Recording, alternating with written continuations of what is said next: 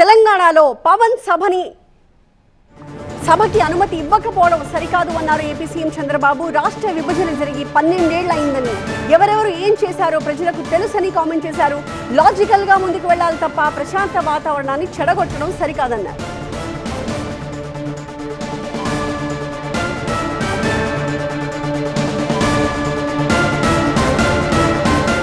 అంటే ఇది కూడా కరెక్ట్ కాదు. ఇప్పుడు నేను తమిళనాడులో పోయి క్యాంపెయిన్ చేయవచ్చా?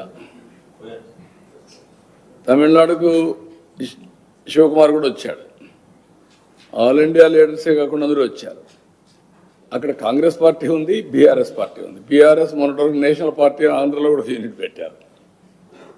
ఎందుకు మాట్లాడతారో నాకైతే అర్థం కావడం లేదు. వీళ్ళు కరెక్ట్ కాదు. ఏదైనా సరే కొన్ని ప్రజాస్వామ్యంలో అమెరికాలో తెలుగు వాళ్ళు సెనేటర్స్ అవుతున్నారు, ప్రపంచం అన్ని దేశాల్లో అవుతున్నారు, ఒక అమెరికాలో కాదు. ఎవడైతే బెటర్ సర్వీస్ చేస్తారో వాళ్ళు ఆటోమేటిక్గా అవుతున్నారు. ఆస్ట్రేలియాలో అవుతున్నారు, యూరోప్లో అవుతున్నారు, అక్కడుండే రాజ్యాంగ ప్రకారం లండన్లో అవుతున్నారు. కాబట్టి ఇలాంటివి చేయడం కరెక్ట్ కాదు, అది మంచి విధానం కాదు. పోటీ పడవలసింది ప్రజా చైతన్యంలో పోటీ పడాలి, ప్రజలకు మెరుగైన సేవలు అందించాలి, వాళ్ళని ఎంపవర్ చేయాలి. ఇలాంటివి మాట్లాడి లేనిపోని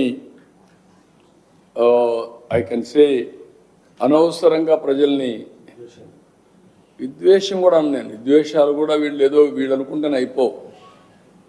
ప్రజలు ఇప్పుడు 12 ఏళ్ళు అయిపోయింది విభజన జరిగి, 2 రాష్ట్రాలు విడిపోయినాయి. ఎవరెవరు ఎంత కాంట్రిబ్యూట్ చేశారో అక్కడే ప్రజలకు తెలుసు. ఇప్పుడు మనం చేయాల్సింది దీన్ని లాజికల్గా తీసుకుపోవడానికి, చెడగొట్టకుండా లాజికల్గా తీసుకెళ్ళాలి. ఎవరున్నా అది వదిలిపెట్టి మాట్లాడడం కరెక్ట్ కాదు.